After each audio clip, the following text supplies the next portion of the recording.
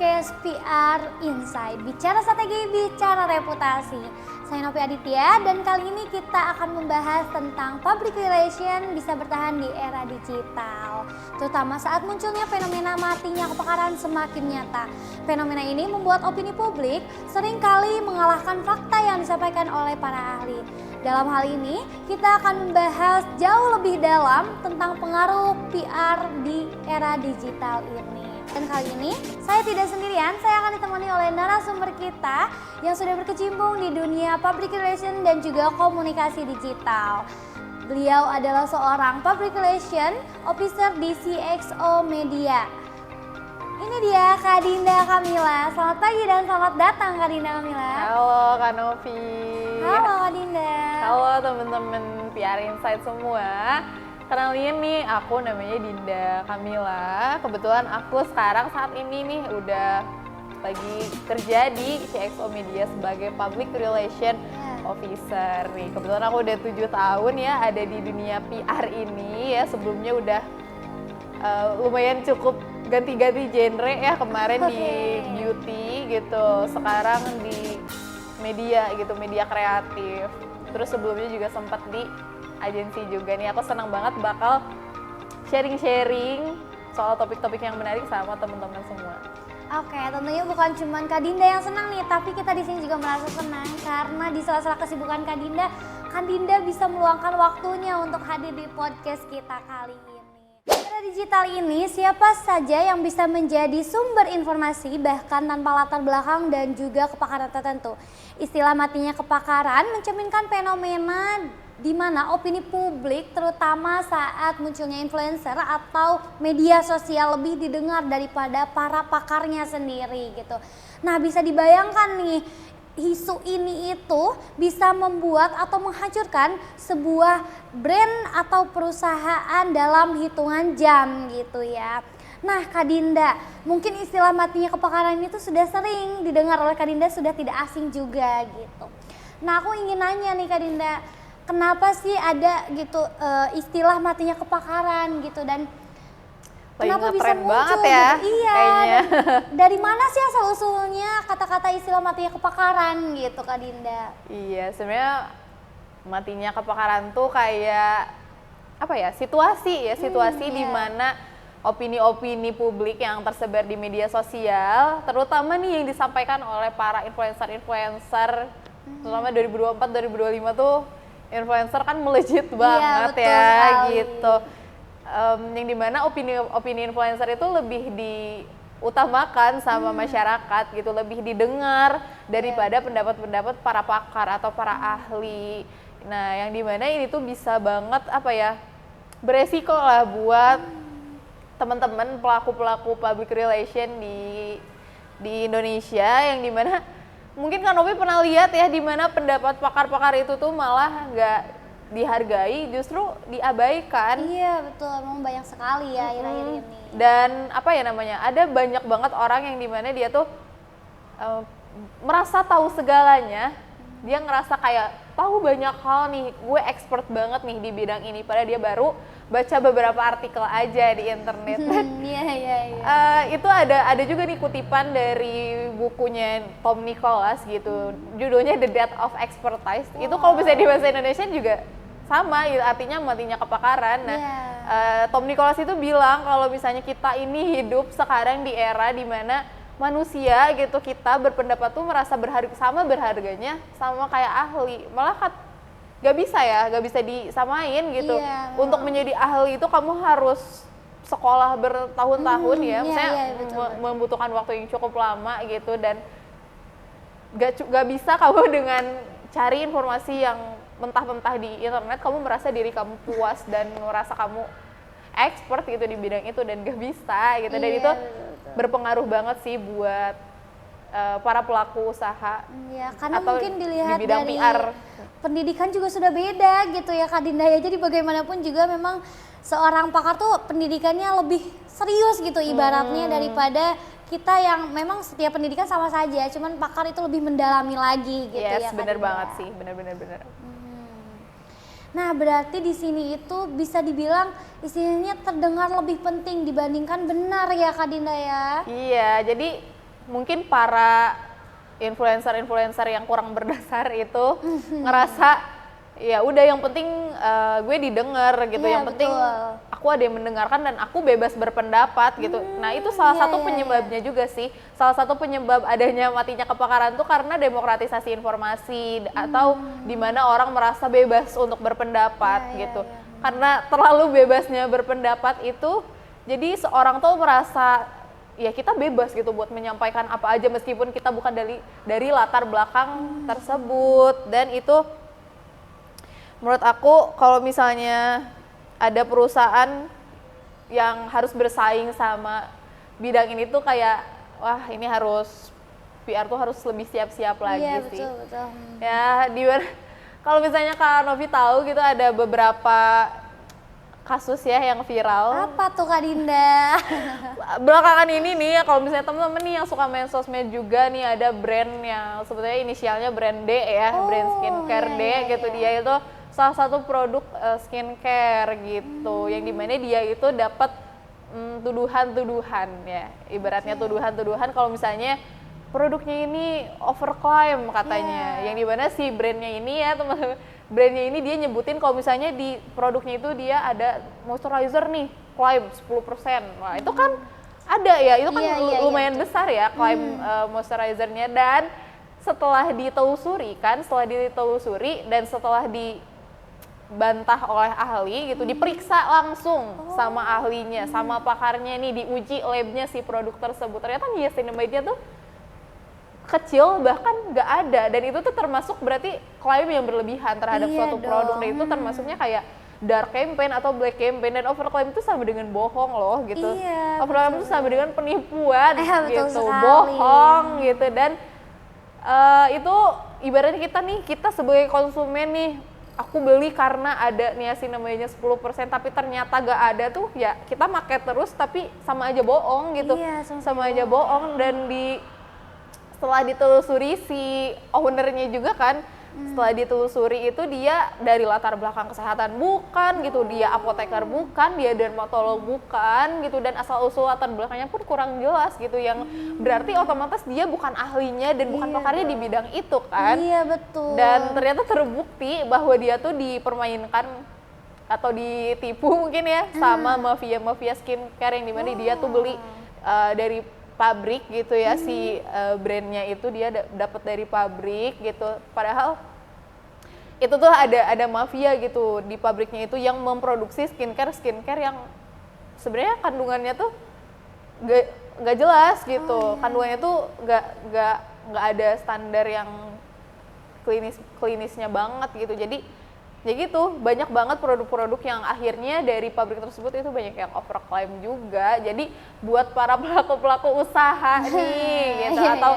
para PR yang lagi menghadapi situasi ini, kita kalau misalnya mau mulai usaha tuh ngerti skill bisnis doang itu nggak cukup teman-teman. Oke, kita pengen jadi pengusaha nih, tapi ya gimana caranya gitu kalau misalnya kita nggak melibatkan pakar-pakar atau ahli-ahli gitu di bidang tersebut, yang jatuhnya kan itu jadi apa? Jadi bumerang kan buat si ownernya sendiri atau pemilik usahanya sendiri.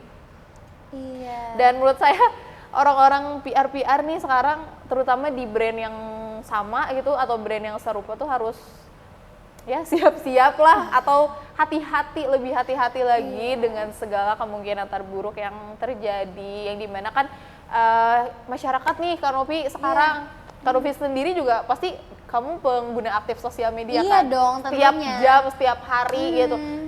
Informasi yang kita terima itu gak ada batasnya gitu. Memang. Tangan kita ini punya banget akses nih teman-teman. Akses kita luas banget sama informasi yang kita terima, informasi yang akan kita cari, dan setiap hari informasi yang kita dapat tuh beda-beda gitu, dan banyak banget gitu, dan kita susah untuk memfilter itu sih.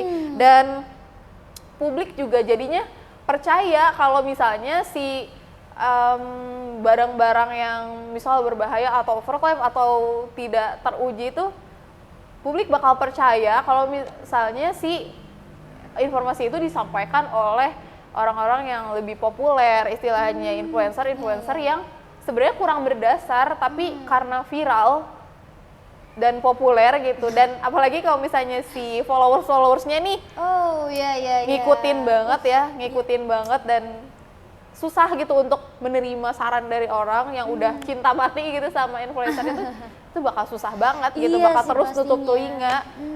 Meskipun apa ya, brand-brand kalau nggak salah brand-brand itu juga beberapa udah ada yang ditarik ya produknya dan akhirnya terbuktikan karena pendapat ahli dan Kanovi juga bisa lihat kan seberapa pentingnya gitu si pakar di bidang-bidang tertentu gitu.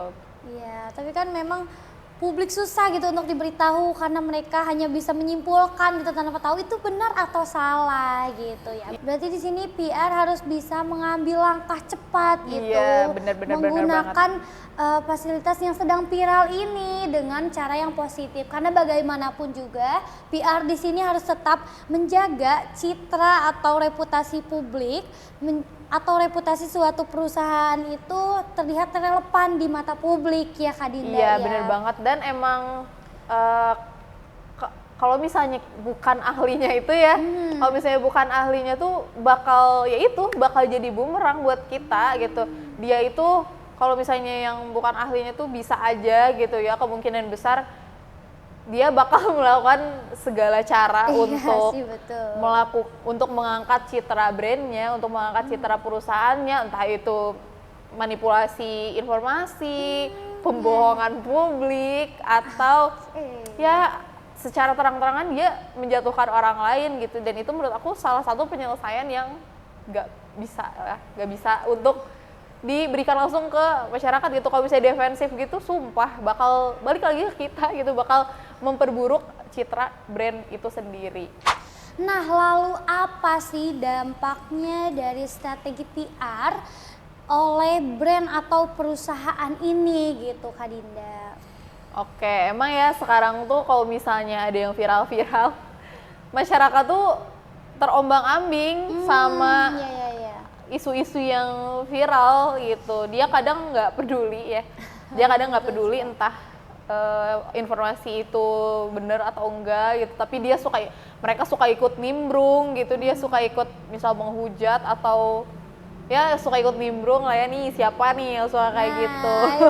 Tanpa tahu benar atau salahnya. Iya, dan emang ya PR tuh harus lebih aktif lagi, harus lebih proaktif lagi, di mana kita juga harus melibatkan pihak yang kredibel kalau misalnya kita pengen menyelesaikan suatu isu atau suatu masalah. Jadi harus terarah lah gitu komunikasinya.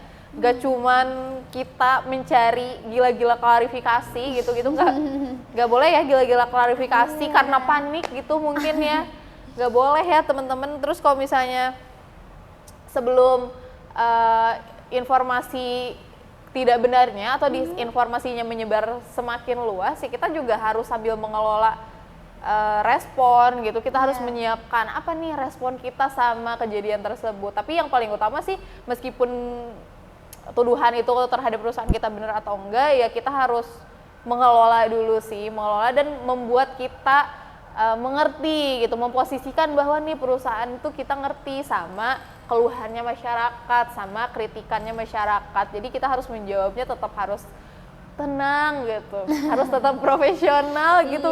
Jangan buru-buru, misal kayak tiba-tiba ada yang komen-komen gini, penjarain gitu. Ada yang komen-komen gini, somasi, nggak boleh gitu. Oke, menarik sekali ya Kak Dinda. Bicara soal respon cepat nih, di mana PR itu sendiri harus bisa menyeimbangkan gitu akurasi kecepatannya ya Kak Dinda. Karena saya pernah mendengar gitu julukan PR itu seperti damkar ya Kak Dinda, bagaimanapun. Iya, karena bagaimanapun juga situasinya PR harus tetap siap siaga gitu, harus mampu menangani setiap kasusnya, dan PR juga harus kreatif ya Kak Dinda. Masalah kok dicari ya PR. Udah menangani masalah apa aja nih hari ini? Kamu udah dapat masalah apa aja nih hari ini? Spill dong. Memang PR tuh sangat-sangat tiap harinya dipenuhi dengan masalah ya, dan kita harus dituntut kayak selesain nggak sekarang juga gitu. Kalau enggak tuh kita bisa kehilangan pekerjaan kita kalau misalnya kita nggak menyelesaikan itu dengan baik ya. Iya. Gila, emang dan, ya.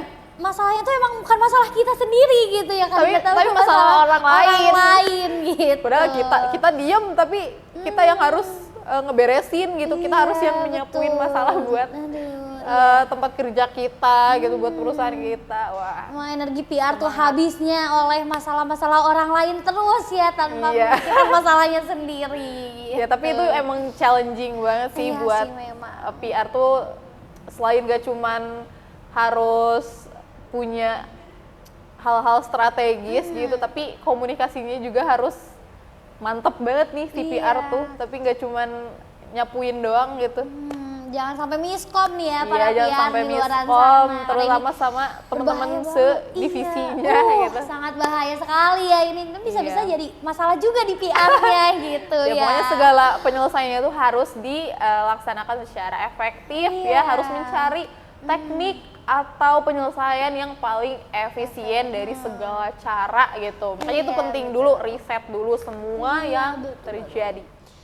Oke, ngomong-ngomong soal respon nih, misalkan ada suatu kasus viral dari suatu brand yang dituduh produknya berbahaya gitu, meskipun isu itu tuh benar, tapi terkadang suatu brand itu bingung untuk melakukan klarifikasi ya Kak Dinda, karena mereka memikirkan bagaimana citra sebuah perusahaan mereka nanti ke depannya gitu. Nah, bagaimana menurut Kak Dinda cara mereka mengatasi situasi yang seperti ini gitu Kak Dinda? Nah, yang utama dan yang paling utama sih transparansi ya.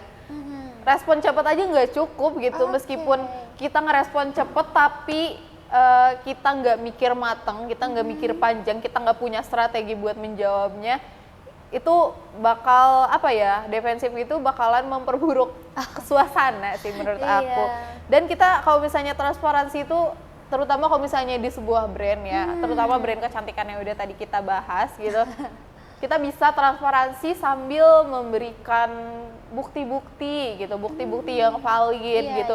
Kita kasih nih, kalau misalnya brand kita tuh sudah teruji kok teman-teman gitu, dikasih uji labnya yang emang benar-benar sesuai gitu. Jangan malah yang harus diuji brand produk yang mana, tapi kita malah ngasih hasil produk yang mana gitu. Jangan malah dipermainkan gitu loh, jangan malah dipermainkan karena itu bakal nyusahin diri kalian sendiri gitu. Dan juga kita bisa juga nih sebagai owner atau PR di suatu brand itu bisa nih kerjasama, balik lagi dengan spokesperson atau dengan ahli gitu. Kita bisa komunikasinya nih bisa dilibatkan oleh ahli dan pakar-pakar. Kita juga bisa kerjasama dengan mereka gitu. Jadi komunikasi yang disampaikan kalau sama mereka tuh bisa ningkatin apa? Bisa ningkatin kredibilitas atau kepercayaan masyarakat balik lagi ke brand kita gitu. Karena kalau misalnya udah ada ahli yang berbicara gitu, kita biasanya lebih teredukasi gitu. Gitu, ke depannya saya harus lebih hati-hati lagi nih kalau misalnya mencoba sebuah brand gitu. Kalau misalnya beli skincare gitu, misal harus dilihat secara detail lagi ingredientsnya kayak gimana, dan kita juga harus research dulu lah gitu minimal. Jadi jangan langsung beli karena produknya bagus aja atau karena viral juga gitu. Jadi kita harus mempertimbangkan ya itu, kalau misalnya kita aware gitu sama fakta-faktanya, sama uji klinisnya juga bisa dilihat gitu.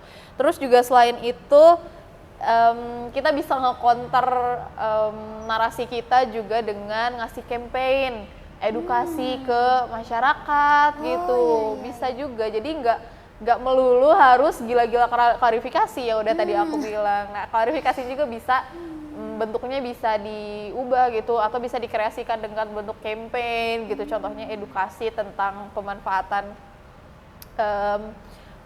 edukasi tentang gimana caranya kita mencari informasi yang akurat, dan juga kita harus research, balik lagi sih itu. Akurasi dan transparansi. Wow, menarik sekali ya. Jadi memang transparansi dan kolaborasi itu sangat penting ya Kak Dinda, karena bagaimanapun kita juga ketika membeli sesuatu kita membutuhkan timbal baliknya gitu, dan transparansinya gitu banget ya Kak Dinda.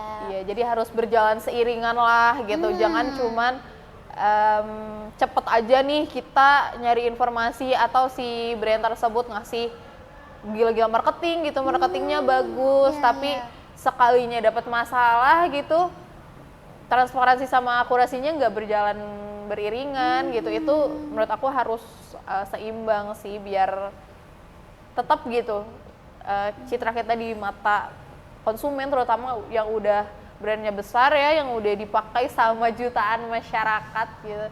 Penting banget sih menurut aku. Iya, karena bagaimanapun juga gitu, transparansi dan kolaborasi itu memang sangat penting. Ketika kita menghadapi isu-isu yang seperti ini, kita bisa langsung menyiapkan bukti-buktinya ya kan. Dan kita tidak perlu panik asalkan kita punya bukti yang kuat dan juga transparansinya gitu. Jadi komunikasinya jangan satu arah sih. Jadi kita harus melibatkan komunikasi yang dua arah sama audiens, sama konsumen gitu, dengan melibatkan para pakar dan para ahli gitu, buat ya seenggaknya biar mereka kepercayaannya balik lagi sih, entah mereka akan repurchase produknya atau gimana ya, yang penting image-nya dulu lah kita benahi ya, image-nya dulu kita benerin. Gitu aja sih. Sekali. Oke, sebelum lanjut ke pertanyaan berikutnya, gimana kalau kita minum dulu ya kan, kita kayaknya haus nih kita nih dari tadi berbincang-bincang terus gitu. Agak kering ya ngomongin masalah orang. Silakan Kak Dinda diminum.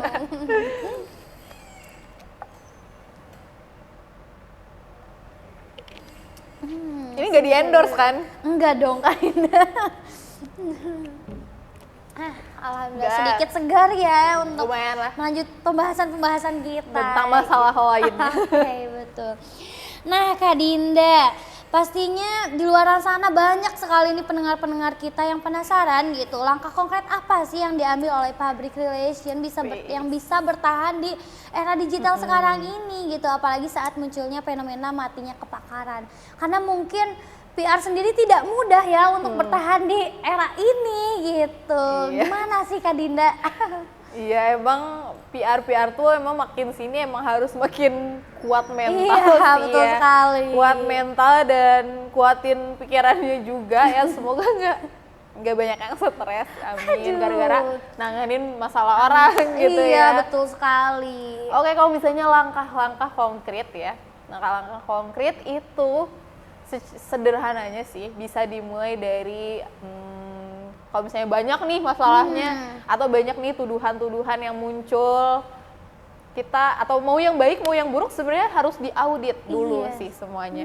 Audit dulu semua fakta dan data yang masuk ke perusahaan kita gitu. Jadi jangan ditelan mentah-mentah semua gitu. Jadi jangan ya kita terima tapi di balik itu juga harus kita kelola juga gitu, harus kita kelola sambil pikirin nih gimana nih caranya gitu. Dan juga transparansi juga, sebenarnya balik lagi ke transparansi ya.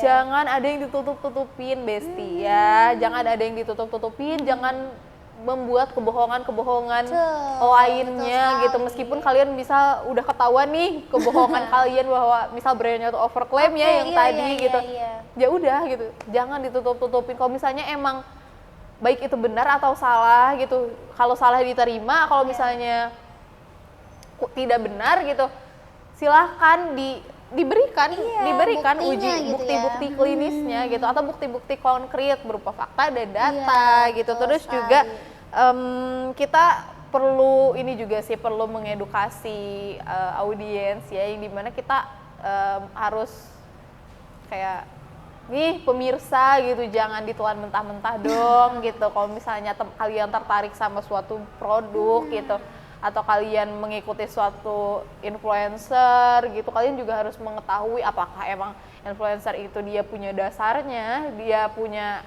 terlibat aktif di bidang itu, minimal sih kayak gitu ya, yang dimana apakah dia emang udah ahlinya gitu. Jadi emang banyak orang-orang yang merasa karena demokratisasi informasi itu banyak orang yang merasa sok tahu gitu, kayak bebas aja gitu asal-asalan untuk memberikan informasi. Iya, dan jangan gampang mengambil suatu kesimpulan dari satu sumber aja nih ya Kak Dinda ya. Iya benar, tapi kalau misalnya emang perusahaan itu merasa dia benar-benar mempekerjakan orang yang tepat, mempekerjakan orang-orang yang ahli di bidang itu, ya silahkan ditampilkan ke publik gitu, bahwa ini nih gitu, nih Kanovi gitu misal ini emang ahli di bidangnya, ya tinggal ditunjuk aja sebagai spokesperson di muka masyarakat gitu. Jadi jangan gitu ya. jangan disembunyi-sembunyiin kalau misalnya emang pekerjanya itu dia emang ahli di bidang itu. Jangan takut kalau memang kalian benar ya. Iya, jadi harus ya ditonjolkan aja gitu, jangan takut. Dan yang terakhir sih yang paling penting gitu, yang gak kalah penting nih buat PR atau terutama buat para marketing officer gitu, PR marketing gitu, yang iya nih kayak kita pengen meningkatkan kredibilitas kita, pengen ningkatin citra, tapi karena viral gitu, karena sekarang apa-apa gampang viral. Iya, betul sekali. Jangan semua tren itu diikuti. Gak semua tren itu bisa diikuti. Kita harus, ibaratnya kita harus milih-milih nih. Dong. Jangka panjangnya tuh kayak gimana nih? Ada nggak sih efeknya gitu? Apakah efeknya bagus atau buruk gitu, atau efek tren ini tuh bakal jadi bumerang gitu. Jadi jangan gegabah gitu, jangan karena cuman pengen viral atau pengen kita ikut-ikutan tren gitu, tapi kita nggak tahu basicnya gitu. Kalau zaman sekarang sih dibilangnya FOMO gitu ya, FOMO lah istilahnya. Jangan FOMO gitu. Diskusi kali ini benar-benar membuka wawasan dan juga menambah informasi tentunya ya Kak. Terima kasih atas waktu dan juga tips pembahasan luar biasa ini Kak Dinda. Iya, terakhir sih buat teman-teman para pelaku public relation ya, jangan lupa untuk terus berpegang teguh sama nilai-nilai dan etika public relation yang sudah dipegang ya. Terima kasih juga buat Kanovi, dan senang banget nih aku udah diundang ke sini dan diskusi hangat dan menarik di PR Insight hari ini. Iya, betul sekali.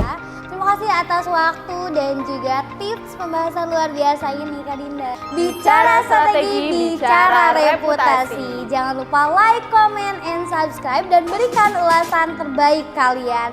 Sampai jumpa di episode berikutnya. Bye.